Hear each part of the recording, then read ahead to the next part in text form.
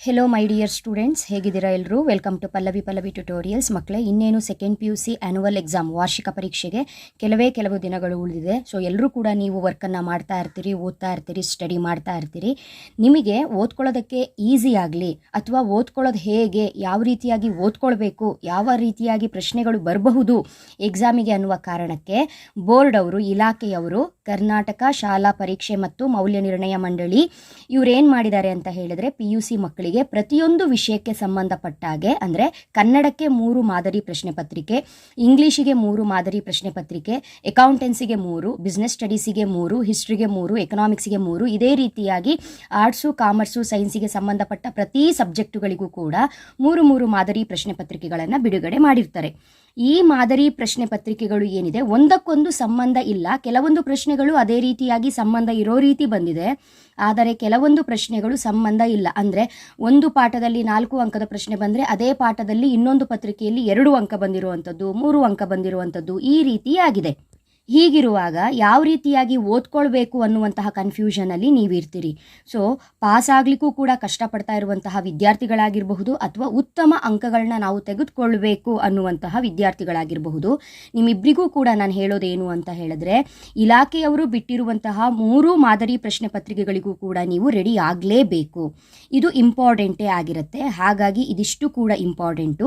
Next, ನಿಮ್ಮ ಒಂದು ಪರೀಕ್ಷೆಯಲ್ಲಿ ಅಂಕಗಳನ್ನು ಉತ್ತಮಗೊಳಿಸ್ಕೊಳ್ಳೋದಕ್ಕೆ, ಅತಿ ಹೆಚ್ಚು ಅಂಕಗಳನ್ನು ನೀವು ಪಡ್ಕೊಳ್ಬೇಕು ಅಂತ ಹೇಳಿದ್ರೆ, ಈ ಹಿಂದೆ ವಾರ್ಷಿಕ ಪರೀಕ್ಷೆಯಲ್ಲಿ ನಡೆದಿರುವಂತಹ ಪ್ರಶ್ನೆ ಪತ್ರಿಕೆಗಳಿಗೆ ಉತ್ತರವನ್ನು ಕರೆಕ್ಟಾಗಿ ಸಾಲ್ವ್ ಮಾಡ್ಕೊಳ್ಳೋದು ತುಂಬಾ ಒಳ್ಳೆಯದು. ಅಂದರೆ ಒಂದು 3 ರಿಂದ 4 ವರ್ಷದ ಹಿಂದಿನ ವಾರ್ಷಿಕ ಪರೀಕ್ಷೆಯ ಪ್ರಶ್ನೆ ಪತ್ರಿಕೆಗಳಿಗೂ ಕೂಡ ನೀವು ತಯಾರಾಗೋದು ತುಂಬಾ ಒಳ್ಳೆಯದು. ಇನ್ನೊಂದು ವಿಚಾರ, ನಿಮಗೆ ಆಲ್ರೆಡಿ ಪ್ರಶ್ನೆ ಪತ್ರಿಕೆಯ ಮಾದರಿ ಹೇಗಿರುತ್ತೆ, ಪ್ಯಾಟ್ರನ್ ಹೇಗಿರುತ್ತೆ ಅನ್ನೋದು ಗೊತ್ತಿದೆ. ಬಹು ಆಯ್ಕೆ ಪ್ರಶ್ನೆಗಳಾಗಿರಬಹುದು, ಬಿಟ್ಟ ಸ್ಥಳ ಆಗಿರಬಹುದು, ಹೊಂದಿಸಿ ಬರೆಯಿರಿ, 1 ಅಂಕದ ಪ್ರಶ್ನೆಗಳು, 2 ಅಂಕ, ಈ ರೀತಿಯಾಗಿ ಮಾದರಿ ಇದೆ ಅಲ್ವಾ? ಕೆಲವೊಂದು ವಿದ್ಯಾರ್ಥಿಗಳು ಏನು ಮಾಡ್ತೀರಿ ಅಂತ ಹೇಳಿದ್ರೆ, ಆ ವಿಭಾಗದಲ್ಲಿ ಬರುವಂತಹ ಪ್ರಶ್ನೆಗಳಿಗೆ 4 ಉತ್ತರಗಳಿರುತ್ತೆ. ಸರಿಯಾದ ಉತ್ತರ ಯಾವುದು ಅನ್ನುವಂತಹ ಡೌಟ್ ಇದ್ದಾಗ ನಿಮಗೆ ಮೊದಲ ಪೇಜ್ನಲ್ಲಿ ಯಾವುದಾದ್ರೂ ಒಂದು ಏನೋ, ಬಿನೋ, ಸಿನೋ, ಡಿನೋ ಯಾವುದೋ ಒಂದು ಆಪ್ಷನ್ನ ಬರೆದು ಕೊನೆ ಪೇಜಲ್ಲಿ ಇನ್ನೊಂದು ಆಪ್ಷನ್ನ ನೀವು ಬರೆದಿಟ್ಟು ಬರ್ತೀರಿ. ಅವಾಗ ಏನಾಗುತ್ತೆ, ವ್ಯಾಲ್ಯೂಯೇಷನ್ ಮಾಡೋರಿಗೆ ನಾವು ಇದಕ್ಕೆ ಮಾರ್ಕ್ಸ್ ಕೊಡಬೇಕಾ, ಅದಕ್ಕೆ ಮಾರ್ಕ್ಸ್ ಕೊಡಬೇಕಾ ಅಂತ ಹೇಳ್ಕೊಂಡು ಅವರಿಗೂ ಕೂಡ ಕನ್ಫ್ಯೂಷನ್ ಆಗುತ್ತೆ. ಯಾಕಂದರೆ ಫಸ್ಟ್ ಬರ್ದಿದ್ದೆ ರಾಂಗ್ ಇರುತ್ತೆ, ಸೆಕೆಂಡ್ ಬರ್ದಿದ್ದು ರೈಟ್ ಇರುತ್ತೆ, ಅಥವಾ ಫಸ್ಟ್ ಬರ್ದಿದ್ದು ರೈಟ್ ಇರುತ್ತೆ, ಸೆಕೆಂಡ್ ಬರ್ದಿದ್ದು ರಾಂಗ್ ಇರುತ್ತೆ, ಲಾಸ್ಟ್ ಪೇಜಲ್ಲಿ ಬರ್ದಿದ್ದು, ಈ ರೀತಿ ಆಗುತ್ತೆ. ಹಾಗಾಗಿ ಅವರೇ ಒಂದು ವಿಷಯವನ್ನು ಮೆನ್ಷನ್ ಮಾಡಿದ್ದಾರೆ, ಸೂಚನೆಯನ್ನು ಕೊಟ್ಟಿದ್ದಾರೆ. ಆ ವಿಭಾಗದಲ್ಲಿನ ಪ್ರಶ್ನೆಗಳಿಗೆ ಪ್ರಥಮವಾಗಿ ಬರೆದ ಉತ್ತರಗಳನ್ನು ಮಾತ್ರವೇ ಮೌಲ್ಯಮಾಪನದಲ್ಲಿ ಪರಿಗಣಿಸಲಾಗುವುದು ಅಂತ ಹೇಳಿದ್ರೆ, ನೀವು ಕರೆಕ್ಟಾಗಿ ಯೋಚನೆ ಮಾಡಿ ಸರಿಯಾದ ಉತ್ತರವನ್ನು ಒಂದೇ ಸರಿ ಬರಿಬೇಕು. 2 ಸಾರಿ 3 ಸಾರಿ ಈ ರೀತಿಯಾಗಿ ಬರೆಯೋ ಹಾಗಿಲ್ಲ. ಸರಿಯಾದ ಉತ್ತರವನ್ನು ಮತ್ತು ಅದು ಮೊದಲ ಪೇಜಿನಲ್ಲಿ ಬರೆಯೋದು ತುಂಬಾ ಒಳ್ಳೆಯದು. ಆ ವಿಭಾಗಕ್ಕೆ ಸಂಬಂಧಪಟ್ಟ ಪ್ರಶ್ನೆಗೆ ಉತ್ತರಗಳನ್ನು ಬರೆಯುವಂಥದ್ದು. ಓಕೆನಾ? ಇಲ್ಲಿ ಕೆಲವೊಂದು ಪ್ರಶ್ನೆಗಳನ್ನ ಕೊಟ್ಟಿದ್ದಾರೆ. ಈಗ ಸದ್ಯದ ಮಟ್ಟಿಗೆ ಮಾದರಿ ಪ್ರಶ್ನೆ ಪತ್ರಿಕೆ 1 ಏನಿದೆ, ಇದಕ್ಕೆ ನಾನು ಉತ್ತರವನ್ನು ಹೇಳ್ತಾ ಇದ್ದೀನಿ, ಕರೆಕ್ಟಾಗಿ ನೋಡ್ಕೊಳ್ಳಿ. ಇಲ್ಲಿ ಬಹು ಆಯ್ಕೆ ಪ್ರಶ್ನೆಗಳನ್ನ ಕೊಟ್ಟಿದ್ದಾರೆ. ಸರಿಯಾದ ಉತ್ತರವನ್ನು ನೀವು ಆರಿಸಿ ಬರಿಬೇಕು. ಮೊದಲ ಪ್ರಶ್ನೆ, ಯಾರನ್ನು ಕೊಲ್ಲುವುದಿಲ್ಲವೆಂದು ವಿದ್ಯಾದೇವತೆ ಹೇಳಿತು? ಯಾರನ್ನು ಕೊಲ್ಲುವುದಿಲ್ಲವೆಂದು ವಿದ್ಯಾದೇವತೆ ಹೇಳಿತು ಅಂತ ಹೇಳಿದ್ರೆ, ರಾವಣನು ವಿದ್ಯಾದೇವತೆಯನ್ನ ಕುರಿತು ತಪಸ್ಸು ಮಾಡಿದಾಗ ವಿದ್ಯಾದೇವತೆ ಪ್ರತ್ಯಕ್ಷವಾಗಿ, ನಾನು ರಾಮ ಮತ್ತು ಲಕ್ಷ್ಮಣರನ್ನು ಬಿಟ್ಟು ಉಳಿದೆಲ್ಲರನ್ನ ಬೇಕಾದ್ರೆ ನಾನು ನಾಶ ಮಾಡ್ತೇನೆ ಅಂತ ಹೇಳ್ಕೊಂಡು, ಕೊಲ್ತೇನೆ ಅಂತ ಹೇಳ್ಕೊಂಡು ಹೇಳ್ತಾಳೆ. ಆದರೆ ರಾಮ ಲಕ್ಷ್ಮಣನನ್ನ ಬಿಟ್ಟು ಅನ್ನುವಂತಹ ಒಂದು ವಾಕ್ಯ ನೀವು ಅಲ್ಲಿ ಕೇಳಿರ್ತೀರಿ. ಹಾಗಾಗಿ ವಿದ್ಯಾದೇವತೆ ಹೇಳುವಂಥದ್ದು, ನಾನು ರಾಮ ಮತ್ತು ಲಕ್ಷ್ಮಣರನ್ನು ಕೊಲ್ಲುವುದಿಲ್ಲ ಅಂತ ಹೇಳಿರ್ತಾಳೆ. ಸೊ ಯಾರನ್ನು ಕೊಲ್ಲುವುದಿಲ್ಲ? ರಾಮ ಮತ್ತು ಲಕ್ಷ್ಮಣ. ಯಾರು ಅನ್ಯಲಿಂಗವನ್ನು ನೆನೆಯುವುದಿಲ್ಲ ಅಂತ ಕೊಟ್ಟಿದ್ದಾರೆ. ಅನ್ಯಲಿಂಗವನ್ನು ಯಾರು ನೆನೆಯುವುದಿಲ್ಲ ಅಂತ ಹೇಳಿದರೆ, ಅಂಗದ ಮೇಲೆ ಲಿಂಗವನ್ನು ಧರಿಸಿದವನು ಅನ್ಯಲಿಂಗವನ್ನು ನೆನೆಯುವುದಿಲ್ಲ. ನೆಕ್ಸ್ಟು, ಹೆಣ್ಣು ಹರಿಬಕೋಸುಗವೇ ತಮ್ಮಣ್ಣನಾಜ್ಞೆಯ ಮೀರಿ ಕುಂತಿಯ ಚಿಣ್ಣ ಬದುಕಿದನೆಂದು ನುಡಿವರು ಕುಜನರಾದವರು. ಈ ಪದ್ಯ ಭಾಗದಲ್ಲಿ ಬರುವ ಕುಂತಿಯ ಚಿಣ್ಣ ಯಾರು? ಚಿಣ್ಣ ಅಂತ ಹೇಳಿದ್ರೆ ಮಗ. ಅಂದರೆ ಹೆಣ್ಣು ಹರಿಬಕೋಸುಗವೇ ತಮ್ಮಣ್ಣನಾಜ್ಞೆಯ ಮೀರಿ ಕುಂತಿಯ ಚಿಣ್ಣ ಬದುಕಿದನೆಂದು ನುಡಿವರು ಕುಜನರಾದವರು ಅಂತ ಹೇಳಿದರೆ, ಇಲ್ಲಿ ಕುಂತಿಯ ಮಗ ಯಾರು? ಈ ಒಂದು ವಿಚಾರದಲ್ಲಿ ಕುಂತಿಯ ಚಿಣ್ಣ ಯಾರಾಗಿದ್ದಾರೆ ಅಂತ ಹೇಳ್ಕೊಂಡು ಕೇಳಿದ್ದಾರೆ. ಇದಕ್ಕೆ ಉತ್ತರ ಭೀಮ. ನೆಕ್ಸ್ಟು ಮುಂದಿನ ಪ್ರಶ್ನೆ, ಜಾಲಿಯ ರಸಸ್ವಾದ ಹೀಗಿರುತ್ತದೆ. ಜಾಲಿಯ ರಸಸ್ವಾದ ಹೀಗಿರುತ್ತದೆ ಅಂತ ಹೇಳಿದ್ರೆ ವಿಷದಂತಿರುತ್ತದೆ. ನೆಕ್ಸ್ಟು, ಯಾವುದು ಚಿಂತನದಿ ಮುಳುಗಿರಲಿ ಎಂದು ಕವಿ ಆಶಿಸುತ್ತಾನೆ. ಇದಕ್ಕೆ ಆನ್ಸರು ಮುಪ್ಪು. ಮುಪ್ಪು ಚಿಂತನದಿ ಮುಳುಗಿರಲಿ ಎಂದು ಕವಿ ಆಶಿಸುತ್ತಾನೆ. ನೆಕ್ಸ್ಟು 6ನೇ ಪ್ರಶ್ನೆ, ಮೂಲೆಮನೆ ಮುದ್ದೇಗೌಡರಿಗೂ ಮೂತ್ರಪಿಂಡದ ಕಲ್ಲಾಗಿತ್ತು ಎಂದು ತಿಳಿದಾಗ ಅವರ ಮನೆಗೂ ಹೋದೆ. ಓಹ್, ಈಗದೇನು ದೊಡ್ಡ ಆಪರೇಷನ್ ಅಲ್ಲಮ್ಮ, ನಾನು 4 ಬಾರಿ ಮಾಡಿಸಿಕೊಂಡಿದ್ದೇನೆ ಎಂದು ಅಂಗಿ ಎತ್ತಿ ತೋರಿಸಿದರು. ಈ ಸಾಲುಗಳಲ್ಲಿ ಮುದ್ದೇಗೌಡರಿಗೆ ಮೂತ್ರಪಿಂಡದ ಕಲ್ಲಿನ ನಿರ್ವಹಣೆ ಬಗ್ಗೆ ಇರುವ ಅಭಿಪ್ರಾಯವೇನು? ಅಂದರೆ ಇದೇನು ದೊಡ್ಡ ವಿಚಾರ ಅಲ್ಲ, ಆಪರೇಷನ್ ದೊಡ್ಡ ವಿಚಾರ ಅಲ್ಲ, ನನಗೂ ಕೂಡ ಆಗಿದೆ, ನಾನು 4 ಬಾರಿ ಆಪರೇಷನ್ನ ಮಾಡಿಸ್ಕೊಂಡಿದ್ದೀನಿ, ಅಂಥ ದೊಡ್ಡ ವಿಷಯ ಏನೂ ಅಲ್ಲ ಅಂತ ಹೇಳ್ಕೊಂಡು ಅಸಡ್ಡೆಯಿಂದ ಅಥವಾ ಅಜಾಗರೂಕತೆಯಿಂದ ಇಲ್ಲಿ ಹೇಳಿರುವಂಥದ್ದು. ಹಾಗಾಗಿ ಇದಕ್ಕೆ ಉತ್ತರ ಅಜಾಗರೂಕತೆ. ಯಾವ ಕತೆ ಹೇಳಬೇಕೆಂದು ಮನೋರಮೆ ಕೇಳಿದಳು. ಇಲ್ಲಿ ಕನ್ಫ್ಯೂಷನ್ ಮಾಡ್ಕೊಳ್ಬೇಡಿ, ರಾಮಾಶ್ವಮೇಧದ ಕತೆ ಹೇಳಬೇಕೆಂದು ಮನೋರಮೆ ಕೇಳಿದಳು. ಮುಂದಿನ ಪ್ರಶ್ನೆ, ನಾಗರಾಜ ಕೋವಿ ಹಿಡಿದು ಎಲ್ಲಿ ಕುಳಿತಿದ್ದ ಅಂತ ಕೇಳಿದರೆ ಇದಕ್ಕೆ ಆನ್ಸರು ಶಿಕಾರಿ ಗಂಡಿ. ಹಳೇಕೊಪ್ಪದ ಸುಬ್ಬಣ್ಣನಿಗೆ ಆನೆಯಿಂದಾದ ತೊಂದರೆ ಅಂತ ಕೊಟ್ಟಿದ್ದಾರೆ. ಆನ್ಸರು ಕೊಟ್ಟಿಗೆಯನ್ನ ಉರುಳಿಸಿದ್ದು ಹಳೇಕೊಪ್ಪದ ಸುಬ್ಬಣ್ಣನಿಗೆ ಆನೆಯಿಂದಾದ ತೊಂದರೆ. ಕೊನೆ ಪ್ರಶ್ನೆ, 10ನೇ ಪ್ರಶ್ನೆ, ಏನ್ ಸ್ವಾಮಿ ಸಾಯೋದಕ್ಕೆ ಹೆದರೋವ ನಾನು ಅಂತ ತಿಳ್ಕೊಂಡ್ರ? ಲೈನ್ಮನ್ ಕೆಲಸಕ್ಕೆ ಸೇರಿದ ಮೇಲೆ ಪ್ರಾಣದಾಸ ಇಟ್ಕೊಂಡ್ರೆ ಆಗುತ್ತಾ? ನಮ್ಮ ಡಿಪಾರ್ಟ್ಮೆಂಟಿನ ಲೈನ್ಮನ್ಗಳು ಯಾರಾದರೂ ಈವರೆಗೆ ಸರ್ವೀಸ್ ಮುಗಿಸಿ ರಿಟೈರ್ ಆಗಿರೋದನ್ನ ನೋಡಿದ್ದೀರಾ? ಲೈನ್ಮನ್ ದುರ್ಗಪ್ಪನ ಮಾತುಗಳು ಆತನ ಕೆಲಸದ ಬಗ್ಗೆ ಏನನ್ನು ಸೂಚಿಸುತ್ತದೆ ಅಂದರೆ, ಲೈನ್ಮನ್ ಕೆಲಸದಲ್ಲಿ ಯಾರೂ ರಿಟೈರ್ ಆಗಿಲ್ಲ, ಏನಾದರೂ ರಿಟೈರ್ ಆಗಿದ್ರೂ ಕೂಡ ಆ ಟೈಮ್ ಮುಗಿದು ಅವರು ರಿಟೈರ್ ಆಗಿರ್ತಾರೆ ಬಿಟ್ಟರೆ ಮಧ್ಯದಲ್ಲಿ ಯಾರೂ ಕೂಡ ಬಿಟ್ಟಿದ್ದೇ ಇಲ್ಲ. ಯಾಕಂತ ಹೇಳಿದ್ರೆ ಈ ಲೈನ್ಮನ್ ಕೆಲಸ ಅತ್ಯಂತ ಅಪಾಯಕಾರಿ ಕೆಲಸ. ಈ ಕೆಲಸವನ್ನು ಮಾಡೋರು ನಾವು ಯಾವುದಕ್ಕೂ ಕೂಡ ಹೆದರೋದಿಲ್ಲ ಅನ್ನುವಂತಹ ಒಂದು ಸೂಚನೆಯನ್ನು ಇಲ್ಲಿ ಕೊಟ್ಟಿದ್ದಾರೆ.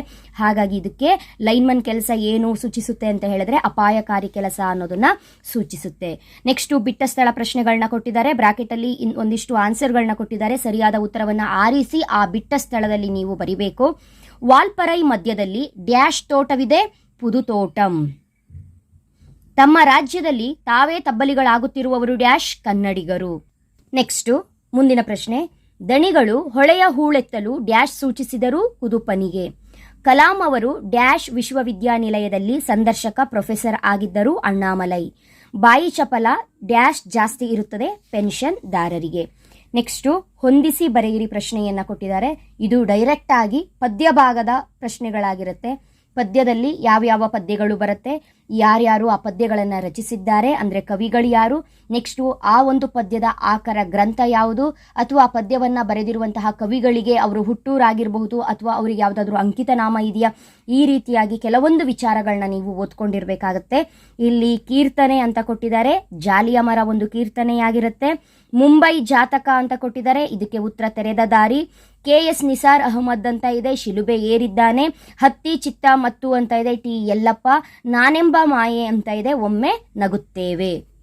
ನೆಕ್ಸ್ಟು ಆ ವಿಭಾಗ ಯಾವುದಾದರೂ 3 ಪ್ರಶ್ನೆಗಳಿಗೆ 2-3 ವಾಕ್ಯಗಳಲ್ಲಿ ಉತ್ತರಿಸಿ ಅಂತ 4 ಪ್ರಶ್ನೆಯನ್ನು ಕೊಟ್ಟಿದ್ದಾರೆ.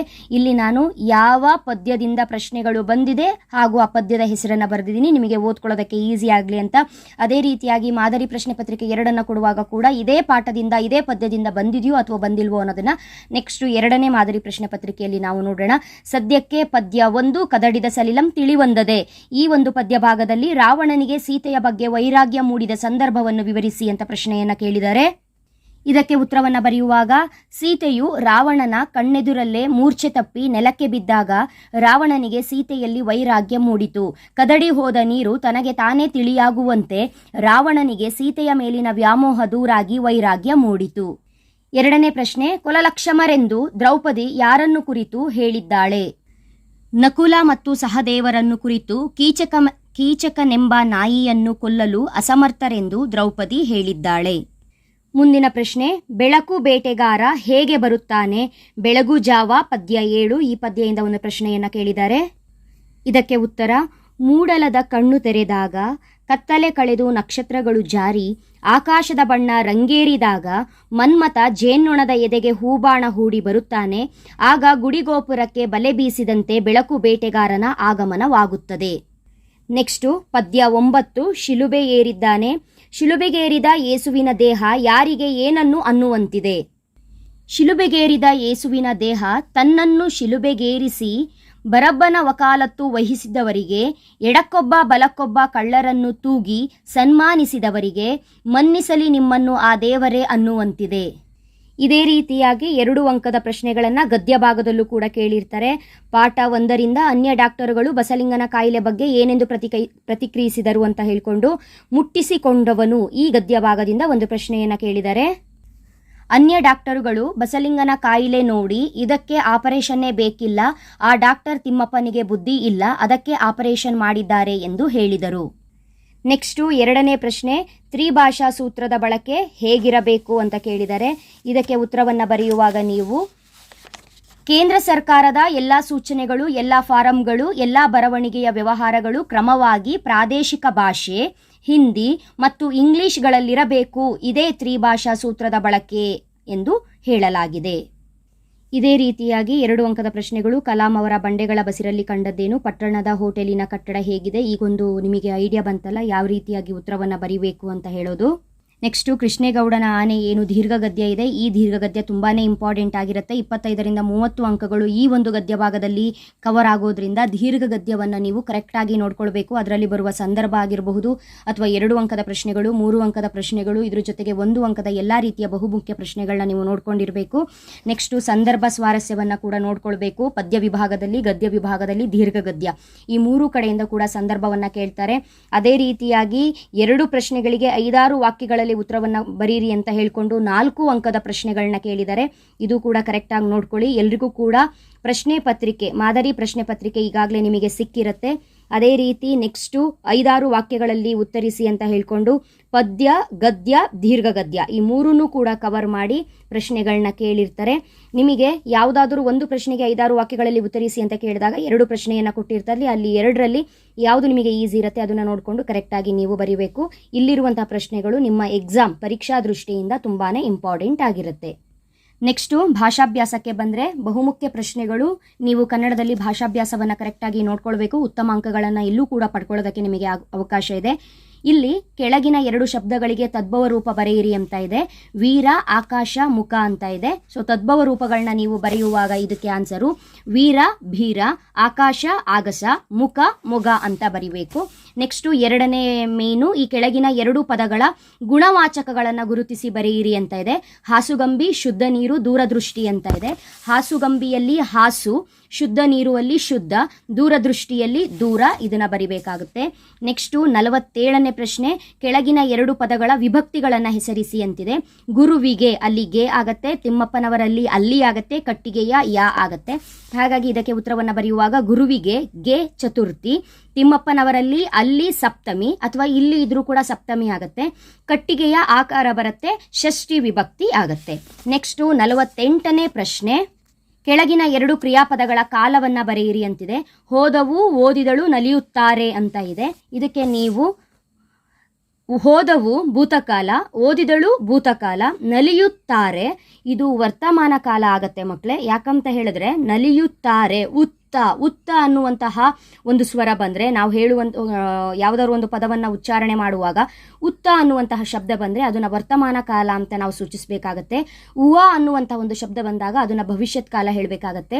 ಕೆಲವೊಂದು ಮಕ್ಕಳು ನಲಿಯುತ್ತಾರೆ ಇದು ಭವಿಷ್ಯತ್ ಕಾಲನೋ ವರ್ತಮಾನ ಕಾಲನೋ ಅನ್ನುವಂತಹ ಒಂದು ಕನ್ಫ್ಯೂಷನಲ್ಲಿ ಇರ್ತೀರಿ. ನಲಿಯುತ್ತಾರೆ ವರ್ತಮಾನ ಕಾಲ, ನಲಿಯುತ್ತಾರೆ ಪ್ರೆಸೆಂಟ್ ಅಂತಾನೆ ಆಗುತ್ತೆ, ವರ್ತಮಾನ ಕಾಲ.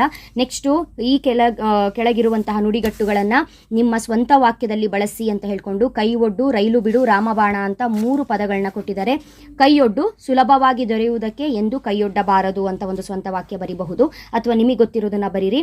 ರೈಲು ಬಿಡು ಅಂತ ಹೇಳಿದ್ರೆ ಸುಳ್ಳು ಹೇಳುವುದು ಅಂತ ಆಗುತ್ತೆ. ಮಕ್ಕಳು ಗುರುಗಳ ಮುಂದೆ ರೈಲು ಬಿಡುವುದು ಸಹಜ ಅಂತ ಬರೀರಿ. ರಾಮಬಾಣ, ಅಮೃತಾಂಜನವು ತಲೆನೋವಿಗೆ ರಾಮಬಾಣವಿದ್ದಂತೆ ಅಂತ ಬರೀಬಹುದು. ಕೊನೆಯದಾಗಿ ಅವರು ಏನು ಹೇಳಿದ್ದಾರೆ ಅಂತ ಹೇಳಿದ್ರೆ, ಯಾವುದಾದರೂ 2 ಅನ್ಯ ದೇಶ ಪದಗಳನ್ನು ಬರೆಯಿರಿ ಅಂತ ಕೇಳಿದ್ದಾರೆ. ಅನ್ಯ ದೇಶ ಪದಗಳು ಯಾವುದನ್ನು ಬರಿಬೇಕು ಅಂತ ಹೇಳಿದ್ರೆ ನಿಮ್ಮ ಪದ್ಯ ಗದ್ಯ ಭಾಗದಲ್ಲಿ ಕವರ್ ಆಗಿರುವಂತಹ ಪದಗಳನ್ನೇ ಬರಿಬೇಕಾಗತ್ತೆ. ಇಲ್ಲಿ ನಾನು ಒಂದಿಷ್ಟು ಪದಗಳನ್ನ ಬರೆದಿದ್ದೀನಿ. Cake, telephone, cinema, tank, market, English ಅಂತ ಬರೆದಿದ್ದೀನಿ. ಯಾವುದಾದ್ರೂ 2ನ್ನ ಬರಿಬಹುದು. ನೆಕ್ಸ್ಟು ಪ್ರಬಂಧವನ್ನು ಕೊಟ್ಟಿದ್ದಾರೆ. ವಿದ್ಯಾರ್ಥಿ ಜೀವನದಲ್ಲಿ ಸಾಂಸ್ಕೃತಿಕ ಚಟುವಟಿಕೆಗಳ ಮಹತ್ವ ಆಗಿರಬಹುದು, ಪ್ಯಾರಿಸ್ ಒಲಿಂಪಿಕ್ಸ್ನಲ್ಲಿ ಭಾರತೀಯ ಕ್ರೀಡಾಪಟುಗಳ ಸಾಧನೆ ಅಂತ ಇದೆ. ಪ್ರಬಂಧವನ್ನು ನೀವು 10ರಿಂದ 12 ವಿಚಾರದ ಬಗ್ಗೆ ಪ್ರಬಂಧಕ್ಕೆ ನೀವು ರೆಡಿಯಾಗಿರಬೇಕಾಗುತ್ತೆ. ಯಾಕಂತ ಹೇಳಿದರೆ ಈಸಿಯಾಗಿ 4 ಅಂಕಗಳನ್ನು ತೆಗೆದುಕೊಳ್ಳುವಂತಹ ಒಂದು ವಿಭಾಗ, ಹಾಗಾಗಿ ಕರೆಕ್ಟಾಗಿ ನೋಡ್ಕೊಳ್ಳಿ. ಅದೇ ರೀತಿಯಾಗಿ ಪತ್ರವನ್ನು ಕೇಳ್ತಾರೆ. ನೀವು ಪತ್ರವನ್ನು ಬರೆಯುವಾಗ ಪತ್ರದ ಪ್ಯಾಟ್ರನ್ ಹೇಗಿರಬೇಕು, ಯಾವ ರೀತಿಯಾಗಿ ಬರೀಬೇಕು ಅನ್ನೋದನ್ನು ಕರೆಕ್ಟಾಗಿ ಪ್ರಾಕ್ಟೀಸ್ ಮಾಡ್ಕೊಂಡಿರಿ. ಪತ್ರಕ್ಕೆ ಈಸಿಯಾಗಿ 4 ಅಂಕಗಳನ್ನು ನೀವು ಪಡ್ಕೊಳ್ಬಹುದು. ಸ್ಟೆಪ್ ಬೈ ಸ್ಟೆಪ್ಪಿಗೆ ಮಾರ್ಕ್ಸ್ಗಳನ್ನ ಕೊಡ್ತಾ ಹೋಗ್ತಾರೆ. ಸೊ ಇದಿಷ್ಟು ಕೂಡ ನಿಮ್ಮ ಮಾದರಿ ಪ್ರಶ್ನೆ ಪತ್ರಿಕೆ 1ಕ್ಕೆ ಸಂಬಂಧಪಟ್ಟಾಗೆ ಒಂದಿಷ್ಟು ಉತ್ತರಗಳು. ದೊಡ್ಡ ಪ್ರಶ್ನೆಗಳಿಗೆ ನಾನು ಉತ್ತರವನ್ನು ಹೇಳಲಿಲ್ಲ, ಯಾಕಂತ ಹೇಳಿದರೆ ಈ ಹಿಂದೆನೇ ಯಾವ್ಯಾವ ಪಾಠಗಳಲ್ಲಿ ಯಾವ ರೀತಿಯ ಪ್ರಶ್ನೆಗಳು ಬರುತ್ತೆ, ಯಾವ ರೀತಿಯಾಗಿ ಓದ್ಕೊಳ್ಬೇಕು ಅನ್ನೋದ್ರ ಬಗ್ಗೆ ಡೀಟೇಲ್ ಆಗಿ ವಿಡಿಯೋಸ್ಗಳನ್ನ ಮಾಡಿ ಹಾಕಿದ್ದೀನಿ ನಾನು. ನಿಮಗೆ ಯಾವ ಒಂದು ಪಾಠ ಇಂಪಾರ್ಟೆಂಟು ಅನ್ನೋದ್ರ ಬಗ್ಗೆ ನೋಡಿಕೊಂಡು ಕರೆಕ್ಟಾಗಿ ಓದ್ಕೊಳ್ಳಿ. ಗದ್ಯ ಭಾಗದಲ್ಲಿ ಮುಟ್ಟಿಸಿಕೊಂಡವನು, ವಾಲ್ಪರೆ, ಈ ರೀತಿಯಾಗಿ ಯಾವ ಒಂದು ಗದ್ಯಗಳು ಇಂಪಾರ್ಟೆಂಟ್ ಆಗಿರುತ್ತೆ ಅನ್ನೋದನ್ನ ಕರೆಕ್ಟಾಗಿ ನೋಡಿಕೊಂಡು ಕ್ವಶನ್ ಯಾವುದರಲ್ಲಿ ಬಂದಿದೆ ಅಂತ ಹೇಳ್ಕೊಂಡು ನೋಡಿಕೊಂಡು, ದಣಿಗಳ ಬೆಳ್ಳಿ ಲೋಟ ಆಗಿರಬಹುದು, ಇದೆಲ್ಲ ಇಂಪಾರ್ಟೆಂಟ್ ಟಾಪಿಕ್ ಆಗಿರುತ್ತೆ. ಇದನ್ನು ನೋಡಿಕೊಂಡು ಓದ್ಕೊಳ್ಳಿ ಮಕ್ಕಳೇ. ಮಾದರಿ ಪ್ರಶ್ನೆ ಪತ್ರಿಕೆ 2ರಲ್ಲಿ ಮತ್ತೆ ನಾನು ನಿಮ್ಮ ಜೊತೆ ಸಿಗ್ತೀನಿ. ಅಲ್ಲಿವರೆಗೂ ಚೆನ್ನಾಗಿ ಓದ್ಕೊಳ್ಳಿ, ಚೆನ್ನಾಗಿ ಪ್ರಿಪೇರ್ ಆಗಿ. All the best. Thank you.